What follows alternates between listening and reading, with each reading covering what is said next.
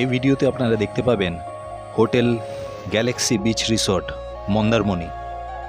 Beach থেকে উঠে এসে সুইমিং পুলে চান করার মজাই আলাদা। আর এখানে রাত্রিরের সুইমিং পুলের অ্যাটমসফিয়ার তো কিছু আলাদাই। আর এই গ্যালাক্সি বিচ রিসর্ট থেকে সিঁড়ি দিয়ে নামলেই আমরা পৌঁছে গেলাম মন্দারমণির দুর্ধর্ষ সি বিচে।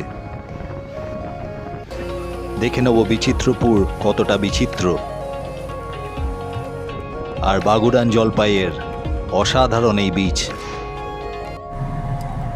15ই জুন 2024, আজ শনিবার 7:15 বাজে। আমরা বেরিয়ে পড়েছি মন্দারমণির উদ্দেশ্যে। আমরা এখন এজিসি বোস ফ্লাইওভারের ওপর দিয়ে যাচ্ছি। আমাদের সেকেন্ড ব্রিজের বয়স কিন্তু 32 বছর হয়ে গেল, এখন কিছু রিপেয়ারিংয়ের কাজ চলছে। জাস্ট বাক্সারা পার করলাম 8:15। এই বাক্সারার কাছে এলেই মনে হয় সেই আগে কলেজে বা স্কুলে অনেক টুর্নামেন্ট খেলতে এসেছি, ক্রিকেট টুর্নামেন্ট এই বাক্সারায়। দারুণ লাগতো টুর্নামেন্ট, ক্রিকেট টুর্নামেন্টগুলো রাত্রিরে হতো, লাইট ফাইট ক্যামেরা সব কিছু থাকতো। আমাদের সাঁতরাগাছি রেলওয়ে স্টেশন বিশাল বড় করে বানানো হচ্ছে, আর হাইওয়েতে উঠলেই মনটা বলে ওঠে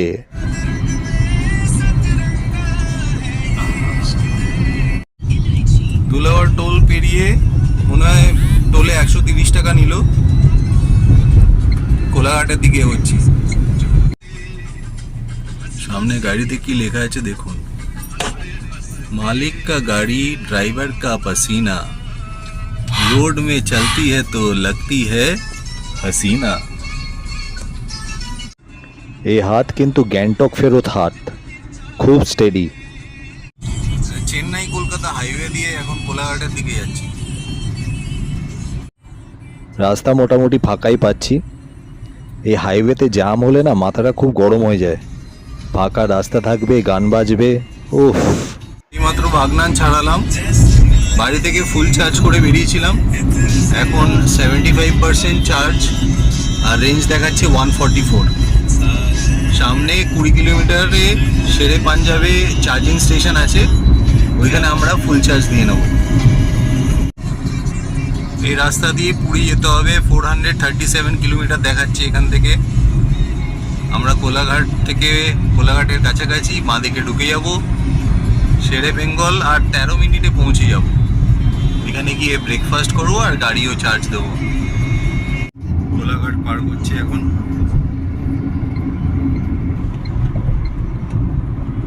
ডান দিকে সোজা চলে যাচ্ছে খড়গপুর, আর এই বাঁ দিকে আমরা ঢুকছি মেচেদার দিকে, দীঘা সব এইদিকে। মেচেদার ওপর দিয়ে যাচ্ছি, সামনেই শেরে বেঙ্গল, বাঁ দিকে পড়বে। এই শেরে বেঙ্গল দেখছেন হোটেল। কোলাঘাট থেকে এদিকে হচ্ছে কোলাঘাট, কোলাঘাট থেকে এদিকে এসে এইদিকে সোজা গেলে আপনার মন্দারমণি, দীঘা সব এদিকে পড়বে, নন্দকুমার এদিকে পড়বে। তো ওই দিকে হচ্ছে হোটেলটা, খাওয়া দাওয়া ওইখানেই করব। আর ওইখানে একটা ইভি স্টেশন আছে, কিন্তু এই দেখছেন গাড়ি এত পার্কিংয়ে ইভি স্টেশনটাকে পুরো জ্যাম করে দিয়েছে। তো ওইখানে আমরা চার্জ দিতে পারলাম না। ঠিক ওই সামনে থেকে ইউটার্ন নিয়ে এখানে এসে এখানে আমরা গাড়ি চার্জ দিলাম। এটাও ওদেরই হোটেল, কিন্তু এখানে খাওয়া দাওয়া হচ্ছে না, বন্ধ আছে। এখানে ফাঁকা পেয়ে এখানে আমরা দেখুন আমাদের গাড়ি চার্জ হচ্ছে এখন। এবার ফুল চার্জ হয়ে গেলে সোজা মন্দারমণি পৌঁছে যাবো, কোনো অসুবিধা হবে না। এই চার্জ হচ্ছে ওইখানে চার্জিং। আরও ফ্যামিলি মেম্বাররা আসছে, তারা আমাদের সঙ্গে এখানেই মিট করবে। 30 মিনিটের মধ্যে তারা পৌঁছে যাবে এখানে। বাবু, এতক্ষণে জার্নি কিরকম লাগছে? কম, একদম কম, নাথিং। এই মানে আমরা যে হরিদ্বার থেকে গৌরীকুণ্ড গেলাম, ওটাই ছিল প্রায় 300 যাওয়া 300 আসা। তার মধ্যে মানে 10 ঘন্টার রাস্তাতে প্লাস 12 ঘন্টা যাচ্ছিল। তো কিছুই না, আমি না একটা ঝিমিয়ে নিলাম। চোখ মুখ দেখেই তোর মনে হচ্ছে যে তুই ঝিমিয়ে নিয়েছিস। আমি হালকা ঝিমিয়ে নিলাম। ঠিক আছে। এত শস্য শ্যামলা, এত ওই পুকুর, এদিকে বেশ পুকুর টুকুর আছে সুন্দর, বাড়ির সামনে পুকুর, বেশ ভালো লাগছে এখানে। এটা হলো সজন বাহাদিয়ার ঘাট। পরিবারের বাকি সদস্যদের অপেক্ষায় এখন বসে আছি, পুরো টেবিলটাই বুক করে নিয়েছি। কি খাবি বল? আমি পরোটা জিনিসটা একদম ভালোবাসি এখানে না। মেনু আছে, মেনু দেখে বল তাড়াতাড়ি। আমি পরোটা জিনিসটা একদম ভালোবাসি না। হ্যাঁ তাহলে আমি স্যান্ডউইচ খাবো। তুই স্যান্ডউইচ খা, আমি একটা পরোটা খাই। হ্যাঁ, আরে আমার ইচ্ছে করছে, আমাকে দিবি না খেতে? পরোটার মতো মানে কি আমার একদম ভালো লাগে, গ্যাদগ্যাদে আলু, ল্যাটল্যাটে আটা। বলেছিলাম যে আমার পুরো ফ্যামিলি আসবে এখানে, পুরো ফ্যামিলি এসে গেছে। গুগলো দাঁড়িয়ে আছে, কুচকে বদমাইশি করছে এখানে।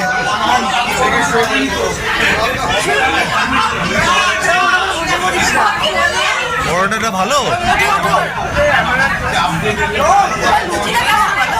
লুচিটা ঠিক আছে।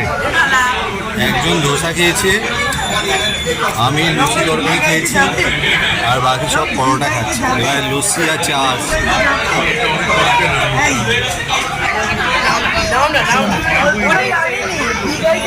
স্যান্ডউইচটা মানে হেভি ফিলিং আছে, খুব ফিলিংস আছে, অনেক পাউরুটি আছে, অনেক খাবার আছে।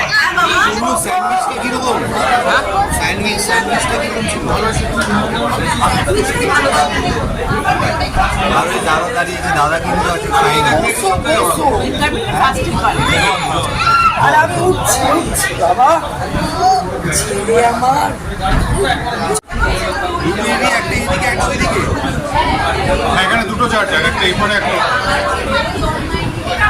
আবার 1 কিলোমিটার ঘুরে আনতে হবে। ওটাকে আবার 1 কিলোমিটার ওর পেছন দিকে গিয়ে ঘুরে ইউটার্ন মেরে আবার আসে। ওটায় পৌঁছবো। হবে না, একটা দেখাচ্ছে, একটা দেখাচ্ছে। এই হলো শেরে বেঙ্গলের পার্কিং এরিয়া, প্রচুর গাড়ি ধরে। আপনারা এই বাইরে বসেও খেতে পারেন। খাওয়া দাওয়া কিন্তু খুব একটা খারাপ না, আমরা তো বেশ ভালোই খেলাম সব কিছু। এই চার্জিং স্টেশন এখানে উল্টো দিকে দিতে হয়েছিল আমাদের, ওই পারেও আছে কিন্তু উল্টো দিকে দিতে হয়েছিল। এবার এই তলা দিয়ে গিয়ে বলছে রাস্তা আছে, ওই তলা দিয়ে যাচ্ছে, কেমন পাহাড়ি টাইপের রাস্তাটা এখানে। আস্তে আস্তে যাবে, কিন্তু এখানে রাস্তা ভালো নেই। আরে ঠিক আছে, যাও। কোন দিকে যাবো এবার? ডান দিকে, এটা ডান দিকে, ডান দিক দিয়ে না হলে কিন্তু 1 কিলোমিটার মেন রোড হাইওয়ে দিয়ে গেলে কিন্তু প্রায় 1-2 কিলোমিটার গিয়ে তারপরে ইউটার্ন। আপনারাও যদি উল্টো দিকে চার্জ দেন তাহলে এই তলার রাস্তাটা ধরে সোজা এপারে চলে আসতে পারবেন। হাইওয়ে দিয়ে গেলে কিন্তু অনেকটাই ঘুরতে হবে, সময় বেশি লাগবে। দেখ তো কত ইজি। দুটো ইভি আছে আর একটা পেট্রোল আছে। জল কিনতে হবে, এখানে জল আছে। এই ইভিটা চার্জ হলো আর এই ইভিটাও এখানে চার্জ হলো। একটা ওই পারে চার্জ হয়েছে আর একটা এই পারের যে মেন রেস্টুরেন্টটা শেরে বেঙ্গল হোটেল, এইখানে চার্জ হচ্ছে। দেখুন এই ভেতরে এখানে চার্জিং স্টেশন। আমি শুরু করছি, তোমার টাকা দিয়ে দিচ্ছি, দাঁড়াও। এই যে এখানে দেখছেন গ্রিন কালারের বাঁদিকে, আমি জানাম যা বলবেন এটাই তাই খাবো, charging আমার কি আছে। তো ইভি নিয়ে যারা মন্দারমণি বা দীঘা যাবেন, এখানে আপনারা চার্জ দিতে পারেন, কোনো অসুবিধা নেই। শেরে বেঙ্গলের রাস্তার দুধারে দুটো চার্জিং স্টেশন। একটা এই শেরে বেঙ্গল যেটা যাওয়ার সময় পড়বে বাঁদিকে, সেটা এইটা, আর ফেরার সময় যেটা পড়বে সেটা উল্টো দিকে। আপনারা দুটো দিকেই দিতে পারেন, কোনো অসুবিধা নেই। যেমনভাবে দেখালাম, যদি উল্টো দিকে দেন চার্জ, তাহলে ওই নিচ দিয়ে মাটির রাস্তা দিয়ে আপনি এইদিকে চলে আসবেন, বেশি ঘুরতে হবে না। আমাদের ইভির ড্রাইভারের অবস্থা দেখুন, ঘেমে নিয়ে পুরো চান করে গেছে, বার্নিং হট। Burning hot.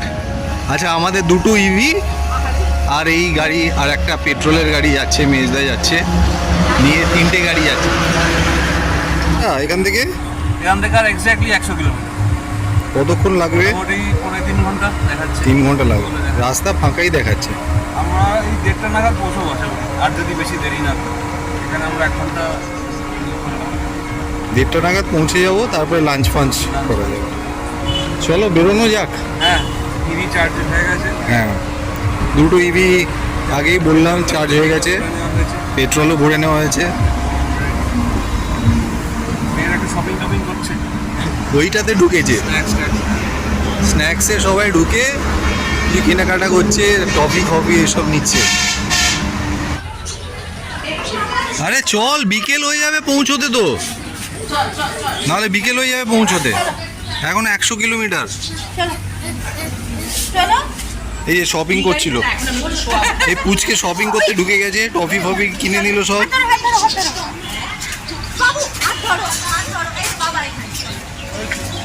এখন 100 কিলোমিটার। তো খাবারের জিনিসগুলো দেখে আর লোকে ভাবে আমি প্রচুর খাই, এটা আমার পোড়া কপাল। কি নিয়েছো তুমি? এটা সেই চিপস। গাড়িতে বসে একদম পুরো জমে। আচ্ছা, চিপসের সঙ্গে যেই জিনিসটা, সেটা কোথায় গেল? সেটা তো কেউ উদ্যোগ দিচ্ছে না, আমি কি করতে পারি? গিয়ে অ্যারেঞ্জ করা হবে। অভাব করছে, ওটা আমার অক্সিজেন। অক্সিজেনের অভাব পড়ছে, ওইখানে গিয়ে অক্সিজেন নিশ্চয়ই জোগাড় করে নেবে। ঠিক, অবশ্যই করতে হবে। একদম। ম্যাডাম যাবেন না, এখানেই শপিং করবেন? আপনাদের সকলকে দেখুন কিস দিচ্ছে, সবাইকে কিস দিয়ে দিল, দুনিয়ার যত লোক দেখছেন। এই দেখুন আর একটা বন্ধু, এও যাচ্ছে দীঘা। ও কি মন্দারমণি যাচ্ছে? দীঘা যাচ্ছে? দীঘা তাজপুর যাচ্ছে, ও তাজপুর যাচ্ছে।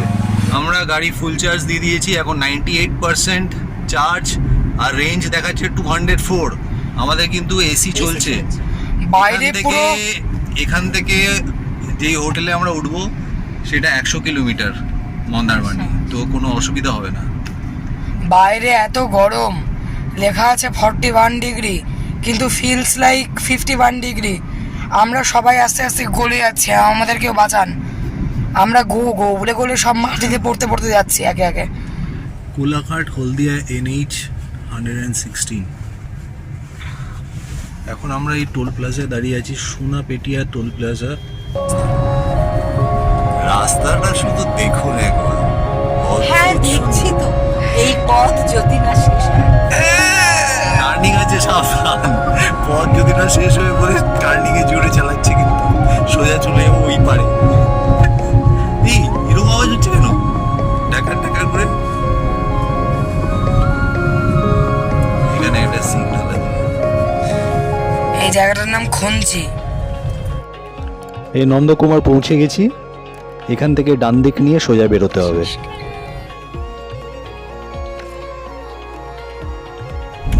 মাতঙ্গিনী সেতু।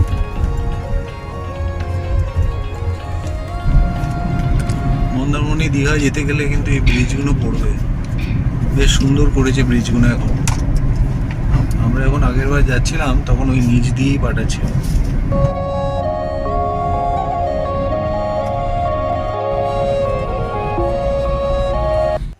বেশ ভালো যাচ্ছিলাম, কিন্তু ঠিক হেরিয়ার আগে খুব বড় জামে ফেসে গেলাম।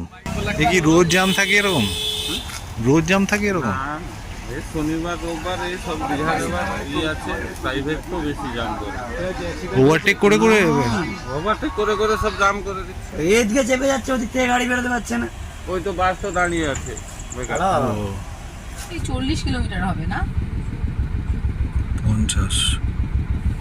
মন্দারমণি এখান থেকে 50 কিলোমিটার। প্রায় 1 ঘন্টা জ্যামে থাকার পর, এরিয়া পার করার পর এখন রাস্তাটা ক্লিয়ার হয়েছে। মানে আমরা অলরেডি এখন 1:30 বাজে, অনেকটাই লেট। এই কাঁথে ঢুকছি 2:10। এখান থেকে ডান দিকে যাও, এখান থেকে বাঁ দিকে কাঁথি শহর, আর ডান দিকে দীঘা। আমরা সোজা ডান দিকে যাব, তারপরে চাউলখোলা থেকে বাঁ দিকে গিয়ে মন্দারমণি চলে যাব। ডান দিকে ঘোরার পরই দীঘা বাইপাস, এটা দিয়ে সোজা একদম দীঘায় যাওয়া যাবে। ভালো রাস্তা। এবার চাউলখোলা থেকে বাঁ দিকে ঢুকলাম আমরা, সোজা গেলেই মন্দারমণি, আর মাত্র 8 কিলোমিটার আমাদের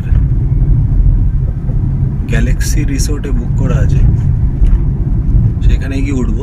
ওই জ্যামটা হওয়ার পর কিন্তু আমরা তেমন কোনো জ্যাম পাইনি, যদি একটু ছিল মাঝখানে, কিন্তু তেমনভাবে পাইনি। আমরা ফাঁকা রাস্তাতেই যাচ্ছি। আর 2 কিলোমিটার বাকি আছে। পিসি কালচার হয়।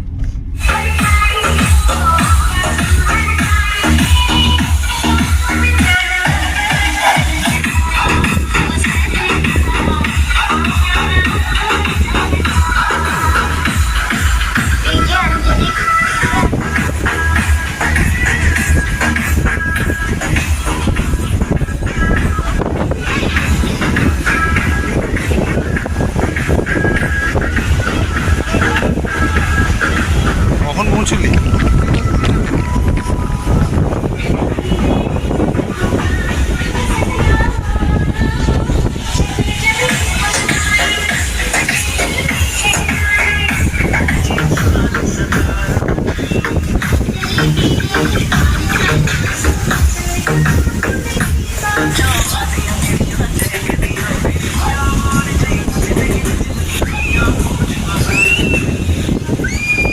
মন্দারমণি এই গ্যালাক্সি বিচ রিসোর্টে দেখুন টাটার স্লো চার্জার্স বসিয়েছে।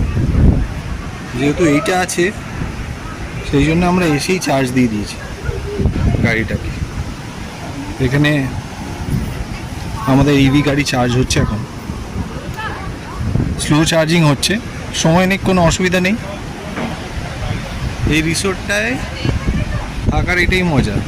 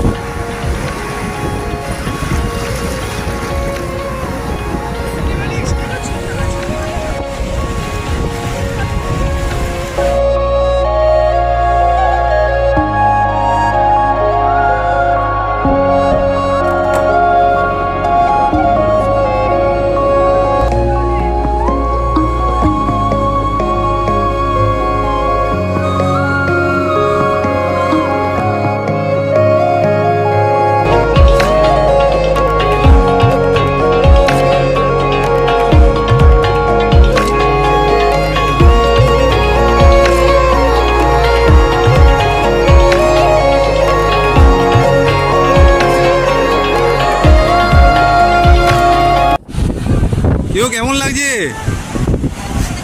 ভীষণ ভালো লাগছে। সামনেই বিচ, ঠিক তার উপরই হোটেল, একদম সামনে বিচ, খুব সুন্দর হোটেল থেকে সমুদ্রের ভিউ। রিসোর্টে তো সুইমিং পুল আছে, নামবে না সুইমিং পুলে? হ্যাঁ, পুলে আজকে আর নামবো না, আজকে টায়ার্ড। কালকে? আর দেখি আচ্ছা, তুমি যে পুরোটা গাড়ি আবার চালিয়ে এলে, তুমি তো আর রেকর্ড ওই করে এক দিচ্ছ। কথা রেকর্ড, আর কত রেকর্ড করবো। দীঘা 2 বার, শান্তিনিকেতন 2 বার, না দীঘা 3 বার, শান্তিনিকেতন 2 বার, পুরুলিয়া 1 বার, আর কলকাতা থেকে গ্যাংটক 1 বার। এখন আমি বিশাল বিশাল হাইওয়ে ড্রাইভ করে গেছি। নামবে না সুইমিং পুলে? হ্যাঁ, নামবো। কখন নামবে? এই তো টাইম হয়নি, 6টা। সারা রাত। এখানে নামবে তো? এটা কি বলছে? এটা কি বলছে? তুমি নামবে তো? তুমি কোথায় না? ও ছোট, ও ছোটটাতে নামবে, এই ছোটটাতে নামবে ও। হ্যাঁ বলতো। ওইটা, ওইটা, ওইটা।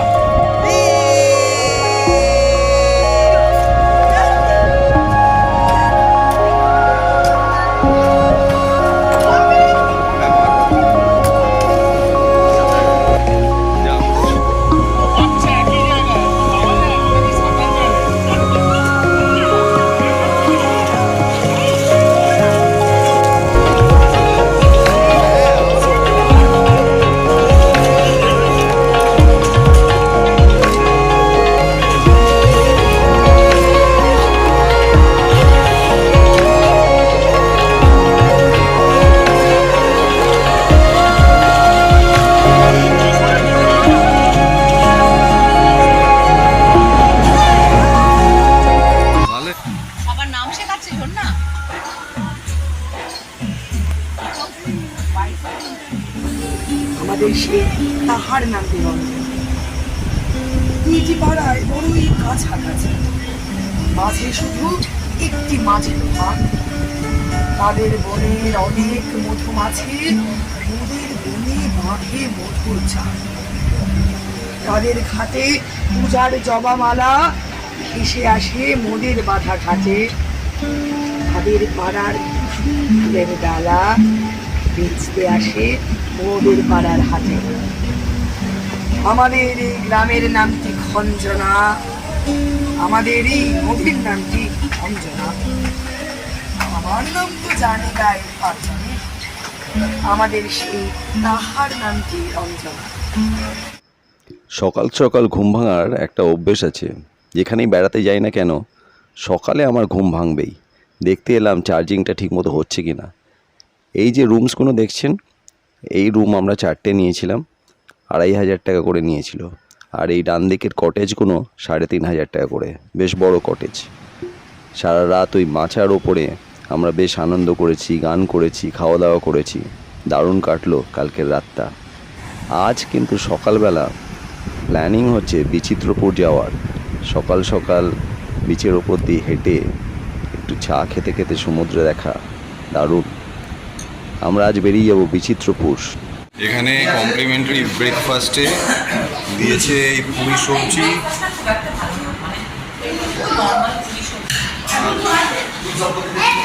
Bread butter. Bichitrapur mangrove sanctuary দেখতে গেলে আপনাকে দীঘার ওপর দিয়ে যেতেই হবে। দীঘা থেকে মাত্র 12 কিলোমিটার, আর মন্দারমণি থেকে 41 কিলোমিটার। উড়িষ্যার এই গ্রাম, চারিপাশে সবুজ, সরু রাস্তা, জঙ্গল পার করে আপনি পৌঁছবেন বিচিত্রপুর ম্যানগ্রোভ স্যাংচুরিতে। চন্দনেশ্বর মন্দিরের পাশ দিয়ে সোজা গেলেই সত্য সেলুকাস কি বিচিত্র এই দেশ। বাবা এটা কোথায় এলাম? বিচিত্রপুর বিচিত্র ফরেস্ট বলছে আমার কাছে খবর এসেছে যে লেজেন্ডার যখন এখানে এসেছিল, বউ বলেছিল সত্য সেলুকাস কি বিচিত্র এই দেশ। কেন বউ বলেছিল? কারণ এখানে গরু ঘাস খাচ্ছে, গরু তো অন্য জিনিস খায়, ঘাস খাচ্ছে। কারণ ইনস্ট্রাকশন সব উড়িয়ায় লেখা। সব উড়িয়ায়। তাহলে আমরা বোটিং করবো একটু। আমরা একটু বোটিং করব, আর আমরা যদি জলের অভাব থাকে আমরা সেটা তুলে নিয়ে জলে মিশিয়ে জলও সেবন করব, সবই করব। অনেক প্ল্যান আছে, প্রচুর প্ল্যান, কতটা এক্সিকিউট হবে। এখানে গাড়ি পার্কিং করা হয়েছে। সামনে গেলে মনে হচ্ছে টিকিট কাটতে হবে, টিকিট কেটে সামনে এখানে বোটিং করা যাবে। এখানে কিছু দোকানপাট, সুন্দর দোকানপাট আছে, জিনিস এখান থেকে কিনে নিয়ে যেতে পারেন বাড়ির জন্যে। বিচিত্রপুর ম্যানগ্রোভস খাদি বিল, এখানে টিকিট কাটতে হবে। 6 seated boat 1200, 8 seated boat 1600, 9 seated boat 1800। No ticket for children below 5 years. আমরা একটা 9 সিটার বোট নিয়ে নিয়েছি। এখানে এসে কিন্তু টিকিটটা আপনাকে দিয়ে দিতে হবে, ওরা একটা নাম্বার দেবে, সেই নাম্বার অনুযায়ী আপনার বোট আসবে, আর সেই বোটে উঠে আপনারা আইল্যান্ডে যেতে পারবেন। আমরা তো ভীষণ এক্সাইটেড বোটে উঠবো বলে।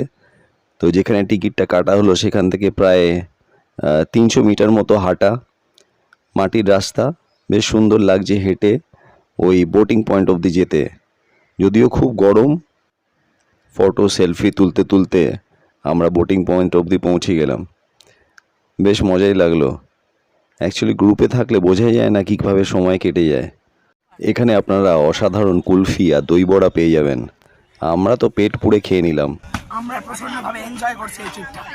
আমরা এসে আমরা উদ্দীপিত, মানে আমরা আমাদের রক্ত এখন গরম। হ্যাঁ,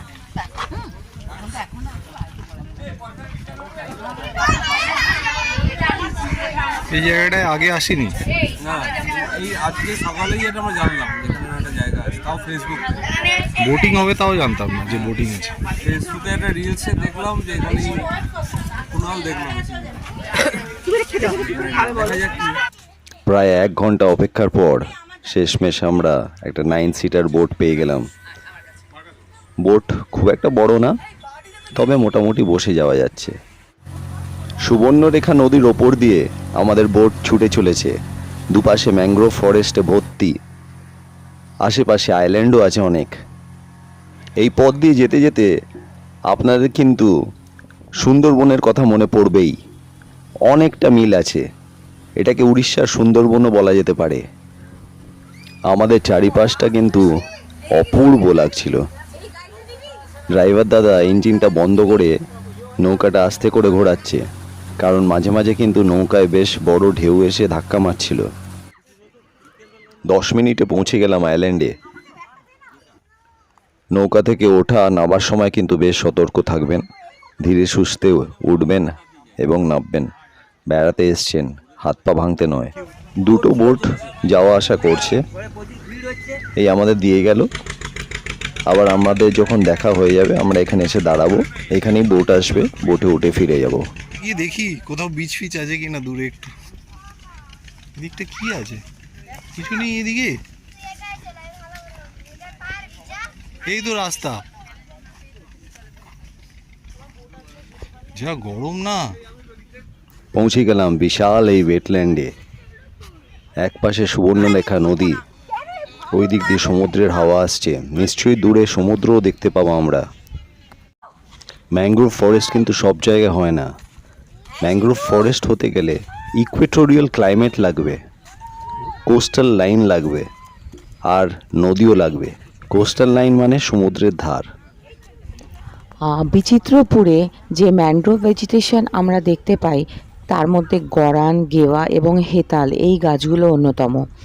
যেহেতু এটি সমুদ্র তীরবর্তী অঞ্চল, সেখানে লবণাক্ত মাটি, তাই এই উদ্ভিদের মূলগুলো মাটির ভিতরে, কিছু কিছু মূল মাটির ভিতরে প্রবেশ না করে তারা অক্সিজেনের খোঁজে মাটির ওপর দিকে উঠে এসছে।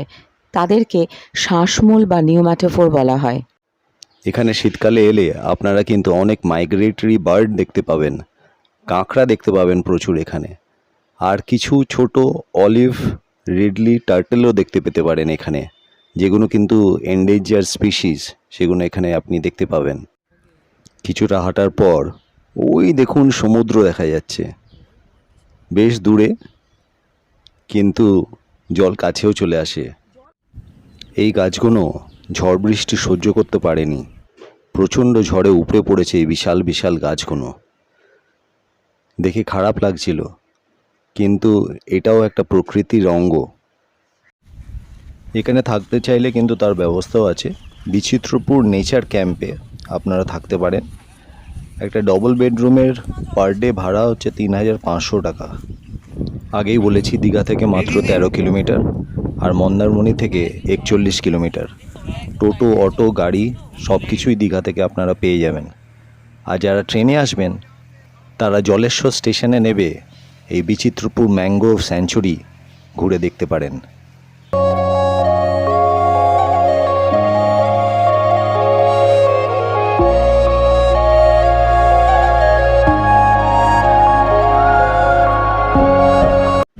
সন্ধেবেলা গ্যালাক্সি বিচ রিসোর্টে আবার আমরা কিছুক্ষণ সময় আড্ডা মেরে কাটালাম। ভোরবেলা যথারীতি আমার ঘুম ভেঙে গেল। আজ ফেরার পালা, কিন্তু আজ ফেরার সময় বাগুড়ান জলপাই নামে একটি বিচ দেখে আমরা তারপরেই ফিরব। আমরা গুগল ম্যাপকে ট্রাস্ট করে এই মাটি বালি সরু রাস্তা দিয়ে গ্রামের ভেতর দিয়ে, এই গ্রামটার নাম বাগুড়ান জলপাই। এখনও কিন্তু এটা অফ বেড ডেস্টিনেশন বলেই ধরা হয়। মন্দারমণি থেকে মাত্র 10 কিলোমিটার এই বাগুড়ান জলপাই, আর বাগুড়ান জলপাই থেকে কাথি মাত্র 13 কিলোমিটার। তো সোজা যারা কলকাতায় আসবেন মন্দারমণি থেকে, তারা কাথির ওপর দিয়েই যাবেন, কিন্তু এই অফ বিট জায়গাগুলো দেখেও যেতে পারেন। এই বিশাল বিচ দেখে মাথা ঘুরে গেল। নো ম্যানস ল্যান্ড বিচ, পুরো ভার্জিন বিচ, বিশাল, এপার থেকে ওপার দেখা যাচ্ছে না। Best beach.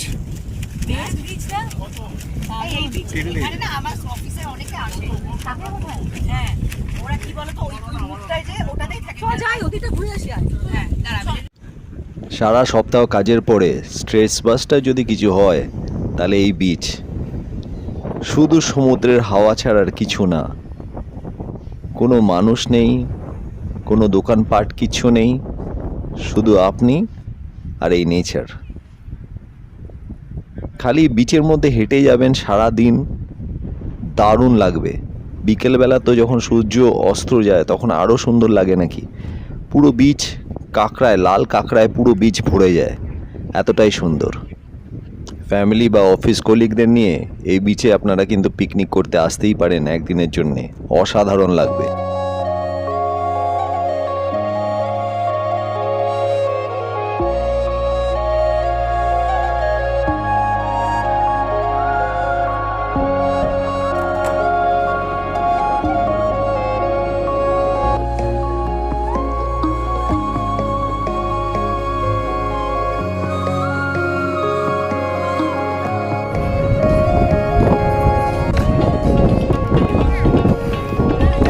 কেমন?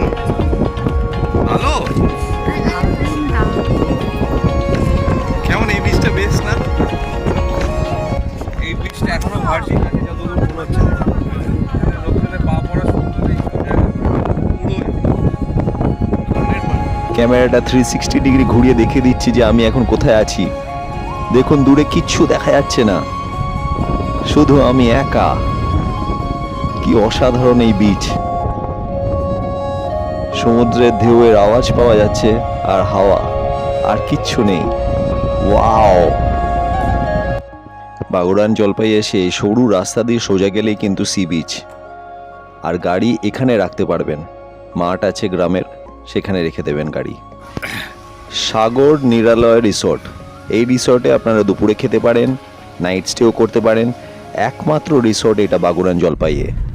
এবার কলকাতা ফেরার পালা। ভালো থাকবেন, সুস্থ থাকবেন, আর সুটকেস ও ক্যামেরাকে সবসময় সাপোর্ট করবেন যেমন করছেন। অনেক অনেক ধন্যবাদ।